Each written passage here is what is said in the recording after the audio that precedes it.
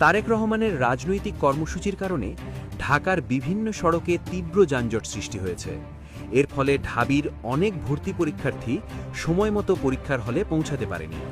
আপনি এগের যাত্রী কয়টা বাজতেন এখানে? আপনার অনুভূতি কি?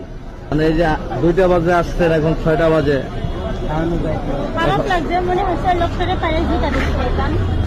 খুবই কান্না পাচ্ছে, খুবই কি বলবো, ভাষায় প্রকাশ করতে পারতেছি না। একদিকে তো অসুস্থ লোক আসছে দেশের বাড়ি চিকিৎসা করার জন্য, তারপরে এই পরিস্থিতি।